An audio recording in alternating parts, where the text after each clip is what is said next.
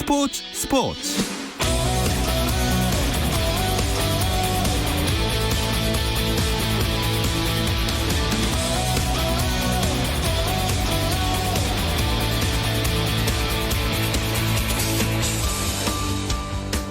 스포츠가 있는 저녁 어떠신가요? 오늘 스포츠와 함께 스포츠 세계에 푹 빠져보시죠. 안녕하십니까, 아나운서 박태원입니다.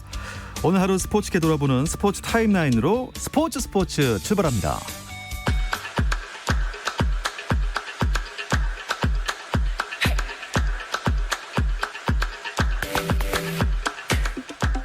프로야구 상황부터 알아보겠습니다. 포스트 시즌을 앞두고 정말 전 경기가 핫한 경기인데요.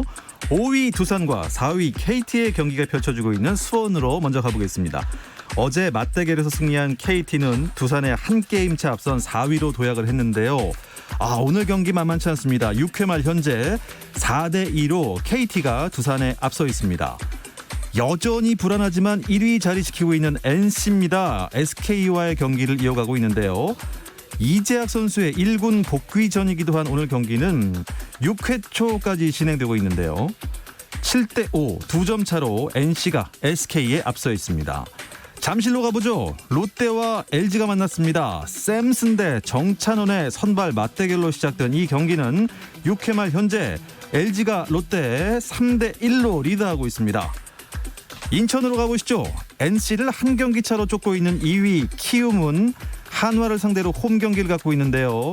아직 키움이 한 점도 뽑지 못하고 있습니다. 1대0으로 한화가 키움에 앞서 있습니다.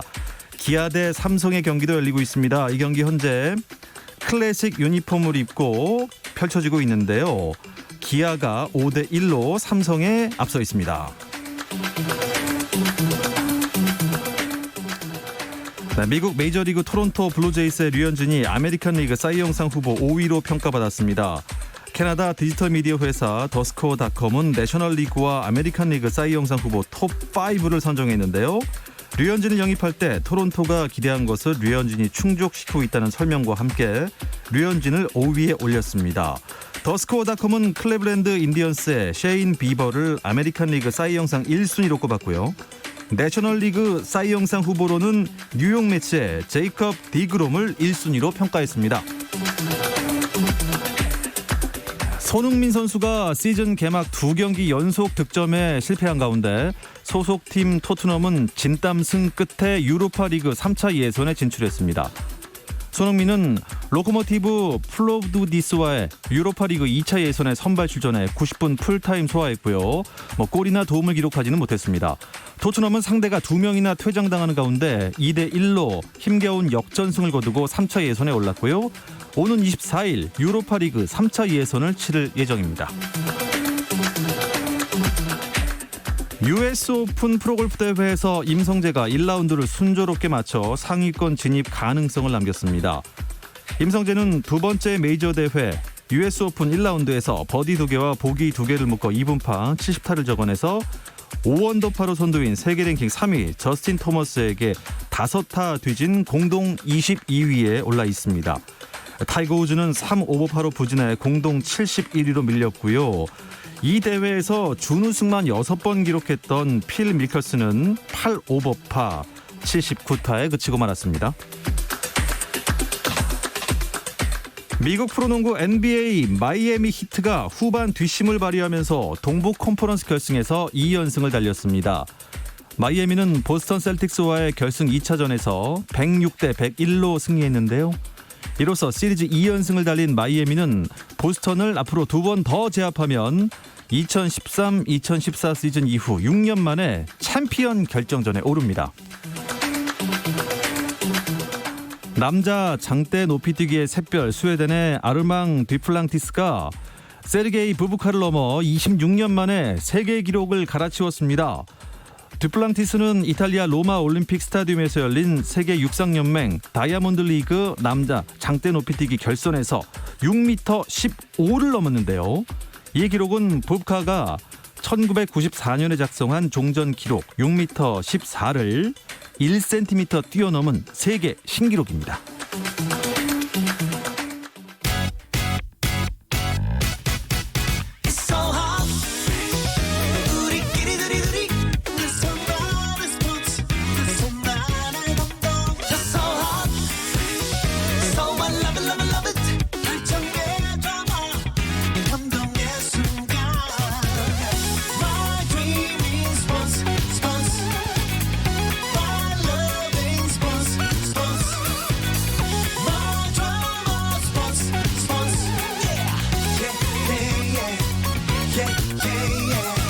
스포츠.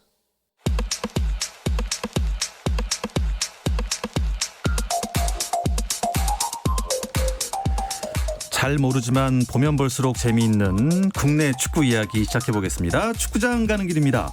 함께할 두 분 소개해드리죠. 중앙일보 송지훈 기자, 월간 축구 전문지 포포투의 류청 기자와 함께합니다. 어서 오십시오. 안녕하세요. 안녕하세요. 두 분 오시면요 일단 듬직합니다. 든든합니다. 듬직 쪽은 이제 제가 담당을 하고 있고요. 네. 류청 기자는 든든 쪽입니다. 네, 왜냐하면요, 감사합니다. 사실 축구는 보면 참 재밌는데 이게 점수 계산하는 게 쉽지가 않아요. 일단 뭐 패배한 팀도 점수가 있고 승리한 팀도 점수가 있고 무승부도 점수가 있고 이게 나중에 다 합산돼서 마지막에 뭐 상위 몇 개 팀은 올라가고 그렇죠. 끝에 몇 개 팀은 또 떨어지고 적금 같은 거죠. 이제. 예. 그래서 어렵지만 화끈한 경기 연일 재미를 계속하고 있습니다. K리그 1부터 한번 오늘 얘기를 나눠보죠. 일정이 빡빡하게 돌아가고 있습니다.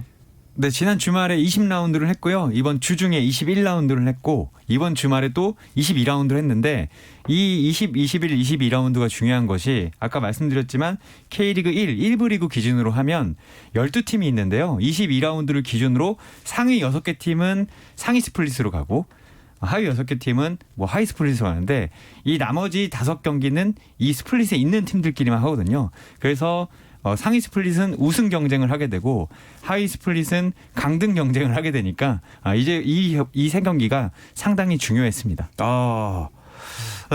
주중 21라운드 경기였죠. 가장 관심을 모았던 대결이 울산과 전북의 경기였는데 역시 홈에선 전북이 강한 것 같습니다. 홈에서도 강할 뿐만 아니라 또 울산에도 강합니다. 이 경기를 앞두고 울산과 전북이 둘 다 변칙 카드를 꺼내 들었거든요. 전북 같은 경우는 22세 이하 선수를 이제 기용하지 않으면서 이제 22세 선수를 기용하지 않으면 교체 카드 한 장을 못 써요. 그런 불이익을 감수하고도 우리가 만들 수 있는 최상의 라인업을 보여주겠다라는 그런 각오로 경기 라인업을 짰고, 반대로 울산 같은 경우는 중앙 수비형 미드필더 원두재 선수를 이제 중앙 수비수 쪽으로 내리면서 이 전북 공격수들의 높이에 좀 대응을 해보자라는 일종의 변칙 작전이었는데요. 전북은 가장 전북다운 구성을 했고요. 울산은 전북에게 가장 효과적일 것 같은 그런 이제 대응을 한 건데 결과는 전북의 2대1 승리였습니다. 예, 자연스럽게 지난 시즌이 떠올려지는군요. 사실 지난 시즌도 울산이 전북에는 약했지만 마지막 라운드까지 울산이 우승하는 분위기였어요. 그런데 울산은 마지막 라운드에 포항에 패했고 전북은 승리하면서 사실 10분 이내에 우승컵이 바뀌었었거든요. 예. 울산이 아직도 승점 2점을 앞서가고 있지만 당연히 쫓기는 입장에서는 전북한테 지고 나니 시즌 막판에 지난 시즌의 악몽이 떠오르긴 할 겁니다. 하지만 이 방송을 듣고 있는 울산 팬들은 정말 부글부글 하시겠네요. 그 기억을 떠올리는 것조차도 싫으시겠죠? 일단 울산이 몇 년 만에 우승을 지금 바라보고 있는 거죠? 아마 2005년에 마지막으로 우승을 했으니까요. 거의 15년 만이죠. 네. 울산이 만약에 그 21라운드에서 전북한테 이겼다면 우승에 거의 근접하는 거 아니었습니까? 최근에 울산과 전북이 한 승점 5점 차 정도 간격이 유지가 됐었는데요. 사실 이 점수차를 9점까지도 벌릴 수 있는 기회가 있었습니다. 양 팀이 맞대결하기 직전에 전북이 1무 2패로 부진했거든요. 울산이 그때 3경기를 다 이겼다면 9점 차까지 나는 건데 1승 2무에 그치면서 승점 차를 벌리지를 못했고요. 맞대결에서 울산이 전북에게 지면서 이제 격차가 2점까지 좁혀진 그런 상황인데 이번 주말 22라운드까지 포함해서 이제 올 시즌에 6경기가 남아 있고요. 두 팀의 맞대결도 아직 한 번이 더 있기 때문에 울산 입장에서는 글쎄요. 지난 시즌의 그 기억을 아마도 떠올리기 싫어도 떠올릴 수밖에 없는 그런 시점일 겁니다. 절치부심이라는 단어가 떠오를 것 같습니다. 선두 경쟁 다시 뜨거워졌고요. 그 뒤로 순위 경쟁이 어떻게 되는지 팀 순위 정리해 주시죠. 네, 일단 1, 2위가 아까 앞서도 말씀드렸듯이 울산과 전북이고 두 팀의 승점 차는 2점입니다. 그리고 3위가 상주 상무, 4위가 포항 스틸러스, 5위가 대구, 6위가 강원이고요. 7위가 FC 서울, 8위가 광주 FC, 9위가 성남, 10위가 부산 아이파크, 11위가 수원 블루잉즈, 10위가 인천 유나이티드입니다. 대구까지는 그러니까 상위 스플릿 확정이 된 거죠? 그렇죠. 그리고 이제 마지막 한 자리 6위가 남아 있어요. 이 자리에 어느 팀이 가느냐에 따라서 이제 앞에서 이제 류청 기자가 자세하게 설명을 해줬지만 냉정하게 말하면 우열반이거든요. 이 6위에 들어갈 수 있는 가능성이 있습니다. 다 있습니까? 그렇죠. 그렇기 때문에 이 마지막 한 자리 6위를 잡기 위한 승부가 이번 주말에 정말 뜨겁게 펼쳐질 예정입니다. 강원의 김병수 이 스플릿 A 못 가면 잘린다는 게 맞는 말입니까? 뭐 그거까지는 제가 모르겠지만 사실 그 강원 입장에서는 투자를 많이 했거든요. 게다가 김병수 감독이 이제 2년 차인데 올 시즌에는 김병수 감독의 제자 혹은 김병수 감독이 원했던 선수들을 시도민 구단 치고는 투자를 많이 했어요. 그렇기 때문에 아마 이런 얘기가 나오나 본데 김병수 감독은 지난 경기에서 아직 마지막 승부가 남았기 때문에 스플릿 A를 자신하고 있다라고 얘기를 했고 사실 분위기는 좋진 않지만 최근에 거둔 성적 아까 말씀하신 쌓아놓은 적금이 가장 좋은 성적이기 때문에 강원은 다른 팀 상관할 거 없이 이기면 무조건 6위 확정입니다. 좋습니다. 일단 서울이 좀 문제네요. 서울이 7위를 떨어졌죠. 지난 수요일에 인천에게 지면서 7위가 됐는데 인천이 정말 대단합니다. 제가 지난주에 인천 이야기를 하면서 이 찬바람 불면 눈빛이 바뀐다라는 이제 그런 표현을 썼었는데 역시나 이 생존 왕다운 그런 뒷심이 보이고 있고요. 8월 초까지 K리그 1 12팀 중에 유일하게 1승도 없었던 팀이었어요. 정말로요? 그랬는데 그 이후에 한 달 조금 넘는 기간 동안에 한꺼번에 4승을 했거든요. 최근 6경기 결과만 따로 떼서 보면 지난 라운드에서 인천이 서울에 1대0으로 이긴 걸 포함해서 4승 1무 1패 승점을 13점을 가져갔어요. 많이 가져갔어요. 네, 전체 구단 중에 그 같은 기간에 제일 좋았습니다. 이렇게 잘할 수 있는 팀이 도대체 봄, 여름에는 왜 이렇게 허덕허덕할까? 이게 참 궁금하지만 지금 그걸 따질 때는 아니고요. 인천 팬들은 이제 우리 인천이가 달라졌어요를 마음껏 즐기고 계실 것 같습니다. 뭐 매 시즌 그랬다시피 인천은 잔류왕 아니겠습니까? 네. 올해도 좀 올해는 조금 힘들지 않을까? K리그 2로 내려가는 거 아닌가 했는데 잔류 가능성이 생긴 거죠. 잔류 가능성이 생긴 정도가 아니라 이렇게 간다면 뭐 산술적으로 7위도 가능합니다. 왜냐하면 지금 12위와 7위 FC 서울의 승점 차가 6점밖에 안 돼요. 2경기 차인데 맞대결도 있고 나머지 5경기는 정말 모르고 앞서 말씀드렸듯이 인천이 분위기가 정말 좋거든요. 그래서 지금은 당연히 1차적으로는 잔류를 해야 되지만 이렇게 가다가는 인천이 우리가 하이스플릿에서 1등할 수도 있겠다. 뭐 이런 분위기도 되는 건 사실입니다. 그러니까 우열반 중에 열반 중에는 1위다. 그렇게 될 수도 있다는 거죠. 조성환 감독 부임 이후 뭐 많이 달라졌다고 봐야 될까요? 조성환 감독이 인천에 이제 부임한 직후에 조 감독을 걱정하는 목소리가 많았어요. 야, 이거 조바심 나서 잘못 선택한 거 아니냐. 지금 난파선에 구명조끼 하나 입고 뛰어든 거 아니냐. 이런 얘기들이 많이 있었는데 실제로 이 조성환 감독이 합류한 뒤로 기울어지는 것 같던 배가 다시 벌떡 섰습니다. 지금. 대단합니다. 네, 조성환 감독 좀 계약 기간이 내년 말까지인데요. 사실 꼴찌가 만약에 확정이 되면 아무리 뭐 계약 기간이 2021년 아니라 뭐 2121년까지라도 감독 스스로 스트레스를 견디기가 어렵거든요. 팀을 강등시켰다는 그런 책임감 때문에. 그런데 그렇게 어두웠던 그런 그 초반 분위기하고 비교를 해보면 그 이후에 나타나는 분위기는 뭐 정말 혁명적이죠. 흔히들 우리가 축구에서 감독이 차지하는 비중은 1%인데 그 1%가 100%가 될 수도 있다. 이렇게 얘기를 하는데 정말 조성환 감독 경우가 딱 그런 것 같고요. 부임 후에 6경기에서 4승 1무 1패거든요. 개막 후에 15경기 치르는 동안에 인천이 승점 5점이었는데 그 뒤 6경기에서 13점을 가져갔습니다. 이거 진짜 반전 중에 대반전. 완전 다른 팀이죠. 이 분위기 반전에 진짜 성공을 딱 한 것 같습니다. 분위기 반전에 완전히 성공을 했고 사실 그 우스갯소리로 축구계에서는 인천은 가을부터 축구를 시작하는 게 아니냐. 사실은 다른 선수들 아니냐 뭐 이런 얘기가 나올 정도로 사실 말씀드린 대로 8월까지 승리가 없었던 팀이 갑자기 12팀 중에서 가장 좋은 성적을 거둔다는 거는 조금 이해가기 어려운데 하여튼 인천은 구단도 그렇고 선수들도 그렇고 가을과 겨울에 살아남는 법을 알고 있는 것 같습니다. 설마 수원이 강등되는 건 아니겠죠? 제가 지금 올해 수원 담당을 10년째 정확하게 하고 있는데 그동안의 수원은 매년 줄어드는 구단 예산 이제 그거에 맞춰서 경쟁력도 조금씩 내려가고 있었던 이제 그런 팀이었는데 이번 시즌은 그 중에서도 정말 좋지 않아요. 여러 가지로 선수 보강이 많이 이루어지지 않았고 오히려 뭐 홍철이라든지 구자룡이라든지 좋은 선수들 많이 빠져나갔기 때문에 어쩌면 지금 인천 못지않게 지도자의 역량이 상당히 중요한 그런 시점이었는데 이임생 감독 도중에 물러나고 그 뒤로 주승진 감독 대행 그리고 박건하 감독 거치면서 글쎄요. 아직까지는 지도자를 그 사이에 2번이나 바꿨는데도 뭔가 확 달라지는 모습은 보여주지 못하고 있습니다. 순종 파란피 박건하 감독이 앞으로 어떻게 하실지 모르겠지만 일단 8위 광주부터 12위 인천까지 모두 강등이 가능한 상황이잖아요. 네. 두 분은 이런 질문 참 죄송합니다만 어떤 팀이 강등이 유력할 것 같습니까? 아니 강등이 유력하다고 하니까 뭐 우승 후보를 고르는 것 같은데. 아, 더 힘들죠. 네, 참 어렵고요. 아니 냉정하게 얘기해야죠. 저는 지금 흐름만 보면 수원이라고 생각이 되고요. 네, 그러나 이제 수원에서 약간 긍정적인 부분을 찾자면 박건하 감독이 부임하고 나서 아직까지 뭔가 박건하스러운 그런 색깔을 보여줄 기회가 아직 없었거든요. 네. 부임한 지 얼마 안 됐고. 하지만 이제 남은 10월 달에 A매치 기간 동안에 잠깐 쉬는 그 타이밍에 과연 수원이 어떻게 팀을 바꿔 넣느냐. 그 이후로 수원이 살아남을 수 있는 가능성도 열릴 수 있다. 정도의 희망은 열어두고 싶습니다. 유청 기자는 말씀 안 하셔도 됩니다. 예, 저는 네? 예, 얘기를 좀 안 하고 싶은데 저는 12, 11위, 12위 부산, 수원, 인천이 33.3으로 저는 똑같다고 보고 있습니다. 예. 네. 저만 이제 구렁텅이에 빠지는 이제 상황이네요. 네. 예, 뭐 낚인 거죠. 예, 죄송합니다.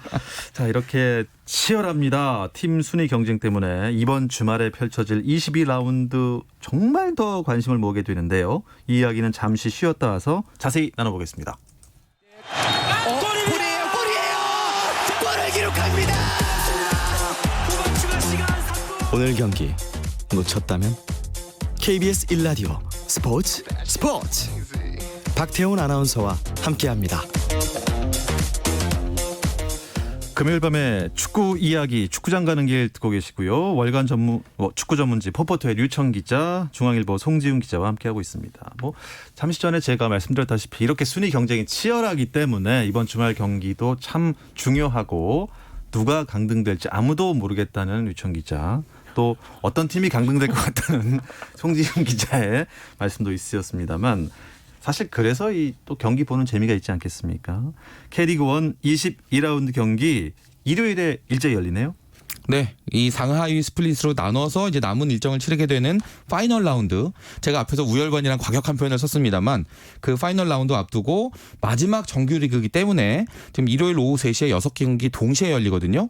강원과 수원, 그리고 서울대 대구, 성남대 광주, 인천과 울산, 전북과 부산, 그리고 포항과 상주의 맞대결이 각각 동시에 열립니다. 뭐 모든 팀이 다 승리가 절실하겠죠. 6위 강원 그리고 11위 수원의 대결.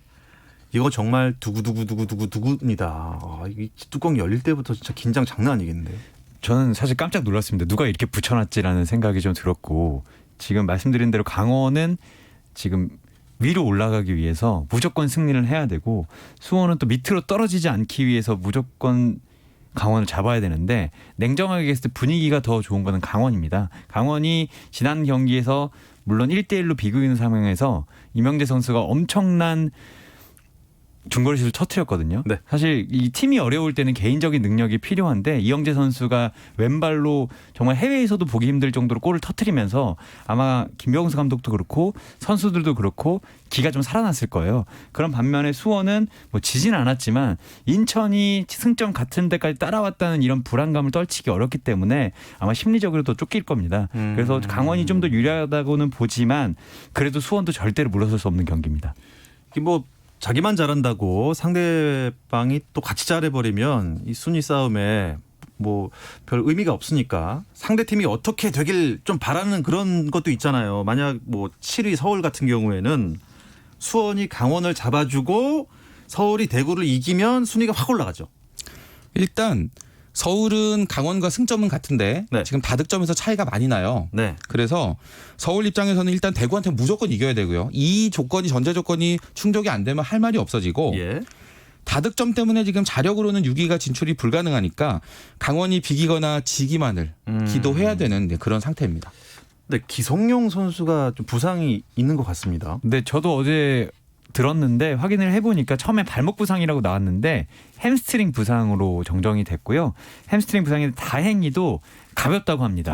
1, 2주 혹은 최대 3주까지만 쉬면 된다고 하니까 기성용 선수가 사실 발목 부상이었으면 시즌 아웃도 가능한 상황이었는데 서울도 지금 승점이 급한데 네. 기성용 선수가 정말 중요할 때는 돌아올 수 있을 것 같습니다. 8위 광주 또 9위 성남. 뭐 아직도 뭐 스플릿 A에 대한 희망을 가질 수 있는 팀 아닙니까?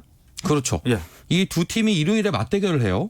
네, 두 팀이 지금 6위로 상위 스플릿에 올라가려면 두 팀 다 지금 하늘의 도움이 필요합니다. 하늘의 일단 도움이요. 상대를 서로 이겨서 예. 이제 승점 25점을 만들어 놓고 네. 지금 현재 24점인 강원과 서울이 각각 비기거나 지기만을 기다려야 되는데 만약에 강원이나 서울이 예상대로 기대했던 대로 비겨서 승점 25점으로 동률이 되는 경우에는 지금 26골씩 넣고 있는 강원과 광주 이 두 팀이 19골씩 넣고 있는 서울이나 성남보다는 좀 더 유리합니다. 10위 부산도 신락 같은 희망이 있는 거 아닙니까? 신락 같은 희망이라고 있고 산술적으로는 가능성이 있는 산술적으로 건데. 가능. 네, 그러니까 서울과 강원이 지고 광주와 성남이 비긴 다음에 부산 아이파크가 5골 혹은 6골을 넣어야 가능한 건데 왜냐하면 이게 승점이 같을 때 예전에는 골득실이었지만 네. 이제 다득점이거든요. 근데 부산 아이파크가 21라운드 현재 21골인데 강원이 지더라도 뭐 무득점으로 지더라도 26골을 넣고 있어요. 그러니까 5골 최소 5골은 넣어야 된다는 건데 제가 봤을 때는 무득점이 아니고 비긴다면 6골은 넣어야 됩니다. 그래서 확률은 있지만 산술적으로만 확률이 있다. 뭐 이렇게 축구의 신이 도와줘야 가능하다. 뭐 이런 정도 설명할 수 있죠. 실 중에서 아주 가장 가는 실이긴 하지만 축구의 신 정도가 아니라 하늘에 있는 신이 도와줘야 될 것 같은 분위기입니다. 사실은. 자, 축구는 끝까지 모릅니다. 끝까지 봐야 되는데요. 그런데 상대가 전북이란 말이죠. 전북이 부산을 뭐 이렇게 호락호락하게 봐줄까요? 앞에서 우리가 이제 수원과 인천의 탈골지 싸움 얘기를 하면서 올 시즌 22라운드가 지나가고 나면 이제 언제 리그가 중단이 되더라도 그 시점의 성적으로 시즌이 성립이 된다. 이제 이 얘기를 제가 지난주에도 드렸는데 네. 선두권 싸움도 지금 상황 같아요. 정규리그를 2위로 통과를 하면 이제 스플릿 라운드 올라가는데 만약에 시즌이 이대로 코로나19나 이런 영향 때문에 끝나버린다 하면 우승이 그 자리에서 물 건너갈 수도 있거든요. 그렇기 때문에 가급적이면 어떤 기회가 왔을 때 무조건 순위를 끌어올려 놓는 게 좋고요. 그런 면에서 본다면 전북 입장에서도 지금 부산을 이겨놓고 울산의 경기를 지켜보면서 우리가 좀 선두로 올라갈 수 있는 가능성도 있지 않을까를 보는 게 현실적으로 가장 바람직한 상황이죠. 그런 바람직한 상황에서 선두 울산과 최하위 인천이 만나는데 인천은 이제 물러날 데가 없잖아요. 네. 그리고 가을에 좀 추워지면 축구 잘하고 재밌을 것 같습니다. 인천도 물러날 데가 없고 울산도 물러날 데가 없습니다. 사실 울산은 상승세가 꺾였고 또 정신을 차리고 만나고 보니까 자신들을 만나고 오는 팀이 최근에 성적이 가장 좋은 인천입니다. 인천이죠. 인천은 네. 잃을 게 없어요. 사실 이 경기에서 진다고 해도 사실 강등이 되는 것도 아니기 때문에 엄청나게 강하게 나올 게 분명하고 지난 경기에서 서울도 잡았는데 울산을 못 잡을 게 뭐냐라는 생각이 있을 거고 울산 입장에서는 이러다 우리도 인천에 물리는 거 아니냐. 게다가 전북은 부산 잡을 것 같은데 이런 심리적인 게 몰리다 보면 아마 어려운 경기를 할 것 같은데 인천이 최근에 엄청나게 지키면서 빠르게 역습하는 경기를 하고 있거든요. 이 과정에서 무고사와 아길라르와 송시우 선수만이 공격을 하면서도 골을 넣고 있는데 아마 울산을 맞아서는 8명, 9명이 수비를 하고 역습으로 붙을 테니까 아마 지지 않더라도 비기는 것도 걱정해야 되는 울산의 처지입니다. 그러면 포항 대 상주전 경기는 좀 편안하게 볼 수 있는 겁니까? 상주야 뭐 올 시즌 이제 성적과 상관없이 2부 리그로 내려가는 걸로 정해져 있으니까 네. 뭐 말씀하신 대로 부담 없이 남은 일정 할 수 있는데 포항은 좀 상황이 다르죠. 챔피언스리그 진출권이 걸려 있기 때문에 지금 여러모로 머리가 아픈데 포항은 지금 FA컵에서도 4강에 올라 있고요. K리그에서도 4위예요. 네. 이 4위 그 챔피언스리그 진출한 가능권이 K리그에서는 3위 이상인데 이번 주말 22라운드 이후에 다음 주 중에 바로 또 FA컵 4강전이 있기 때문에 이 힘의 배분을 어떻게 할 거냐, 네. 어느 쪽으로 좀 더 치중을 할 거냐 이 선택이 상당히 중요하고요. 참고로 올해는 포항이 FA컵에서 우승하지 못해도 이 챔피언스리그 진출 가능성이 꽤 있습니다. 만약에 FA컵에서 전북이나 울산이 우승하게 되면은 21라운드 현재 순위 기준으로 이 상주는 출전 자격이 없으니까 2장의 티켓이 아래로 내려가면서 5위까지도 가능하단 말이죠. 그러니까 포항은 어떻게 보면 지금 순위를 잘 지키면서 FA컵에 도전을 해도 되고 아니면 2경기만에 우승할 수 있는 FA컵에 전력을 다해도 되고 여러 가지 선택지가 있는데 이게 오히려 더 머리를 복잡하게 할 수 있죠. 그렇군요. 자, 남은 시간 동안 K리그2 얘기를 잠시 나눠보죠. 승격팀 경쟁을 지켜봐야 할 텐데 뭐 여기도 어떤 팀이든 안심을 못하겠어요. 네, 19라운드 현재 제주 유나이티드가 승점 38점으로 1위인데요. 수원FC가 36점이고 네. 대전 시티즌이 30점 그리고 경남이 27점인데 아직 뭐 경기에 8경기 남았기 때문에 네. 여기도 누가 승격할지는 아무도 모릅니다. 대전이 황선홍 감독 사퇴 직후에 제주를 상대했는데 또 졌어요. 다음 상대는 서울 이랜드라면서요. 지금 선두권으로 올라가고 싶은 대전 입장에서는 서울 이랜드 잡고 반드시 승점 3점 가져와서 이 선두권과의 격차를 좁혀야 되는 그런 입장인데 한 가지 이제 좀 변화가 있죠. 대전에서 이제 오늘 그 조민국 전력 강화 실장을 감독 대행으로 임명을 했습니다. 그러면서 이제 사령탑 문제 그동안 좀 여러 가지로 어수선했는데 이 부분을 해결을 했거든요. 제가 지난주에 이니셜로 C라고 말씀드렸던 그분이 되셨는데 네. 이런 변화가 이제 과연 대전에 어떤 결과로 나타날 것인가 이 부분이 상당히 또 관심 갑니다. K리그 2도 재밌어요. 끝까지 재밌게 봐야 될 것 같습니다. 또 어떤 매치업들 주목하면 좋을까요? 저는 19일 날 오후 4시에 부천에서 벌어지는 부천과 제주의 경기가 좀 주목이 되는데 당연히 제주는 부천을 잡고 1위를 확정하고 싶을 것이고 부천은 6연패를 당하고 있기 때문에 이 지긋지긋한 연패를 끊어야 되는데 두 팀이 또 연고 이전 문제로 이 더비를 형성하고 있잖아요. 근데 부천이 올 시즌 2경기 다 제주에서 졌습니다. 그러니까 부천은 우리가 플레이오프는 가지지 못하더라도 제주는 자꾸 분위기 반전을 해야 된다라고 생각하고 있을 거고 제주는 미안하지만 우리가 3연승을 하고 1위를 하겠다. 이런 의지가 부딪히기 때문에 저는 이 경기도 재밌을 것 같습니다. K리그 2에서는 1, 2위 두 팀이 올라옵니까? 일단 1위는 자동으로 올라가고 2위는 이제 플레이오프를 거쳐서 이제 그 다음 순위로 올라간 팀 한 팀이 올라가게 됩니다. 과연 내년 K리그 1에는 어떤 팀이 또 올라와서 경기를 펼칠지 기대를 해보겠습니다. 자, 축구장 가는 길 어느새 마칠 시간이 되는데요. 저도 두 분과 오랜만에 함께해서 즐거웠습니다. 또 만날 날이 있길 바라면서 인사 나누겠습니다. 중앙일보 송지훈 기자, 월간 축구 전문지 포포투의 류청 기자 두 분 고맙습니다. 감사합니다. 네, 오늘은 여기까지고요. 저도 여기까지입니다. 주말 스포츠는 9시 20분부터 함께할 수 있고요. 다음 주부터는 다시 김정현 아나운서가 돌아옵니다. 2주 동안 함께해 주셔서 고맙습니다. 아나운서 박태원이었습니다. 스포츠